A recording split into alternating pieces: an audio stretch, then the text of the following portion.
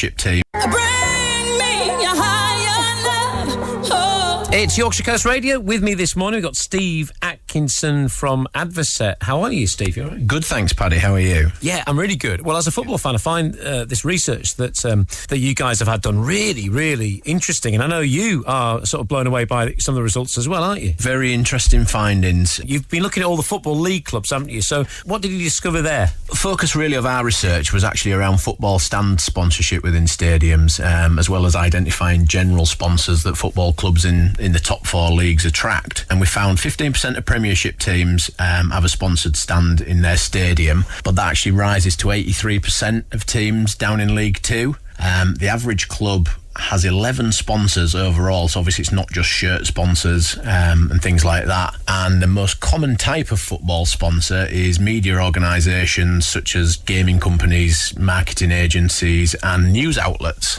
Gambling and alcohol companies, very popular, certainly in the upper leagues. But is it right that fans are not necessarily that happy about that? It is, yeah. Gambling and alcohol brands have such a massive presence in football. You've got 56% of clubs in the top four tiers that are sponsored by a booze brand, and 43% actually have an official gambling partner. The ratio increases the higher you are in the leagues. So you've got 2 out of 3 championship clubs have a gambling partner, and all but 3 Premiership teams also have a gambling partner. But we did stumble across a recent survey by Gamble Aware, and they found that 87% of fans are actually unhappy that their team are sponsored by these types of companies. What did surprise us was how much sponsor types change when you look at the different leagues. So in the Championship, like we've already touched on, you've got your alcohol and your gambling sponsors that were second and third most common type. Then you get down into League Two, and partnerships with brands like that are a lot rarer, and you're looking at organisations like colleges and universities sponsoring their local teams. Naming a stand after a club legend is popular, but if you are a club legend, you might have a long wait before you get a stand named after you. Is that right? Yeah, again, 27% of the top clubs, they honour a past player or manager by naming a stand after them. More often than not, though, they do wait till they're no longer with us until they do it. Obvious exceptions, people like Alex Ferguson, who was actually still the manager at Old Trafford when a stand was named after him. That's very, very rare.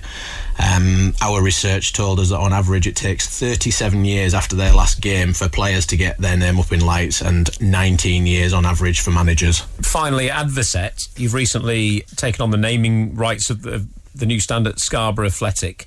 Why was it important for you as a local company to do that? We've got a lot of big Scarborough fans at Adverset, and it's always been something that's been quite close to the hearts, obviously, dropping out of the league and the club folding.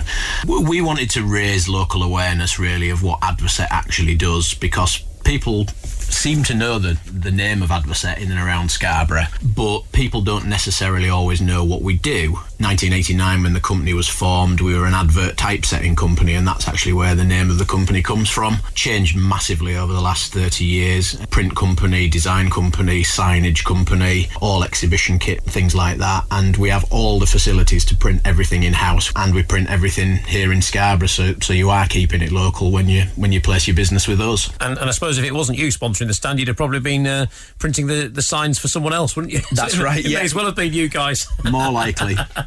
But is it also important from your point of view to support, the local football team? Because I guess it all helps Scarborough's quest to kind of get back up the leagues as well, doesn't it? That's right, absolutely, yeah. We sort of saw a synergy there with their long-term goal and what we're hoping to achieve at Adverset as well. We want to grow as a company, and Scarborough, now they've got these fantastic facilities in place.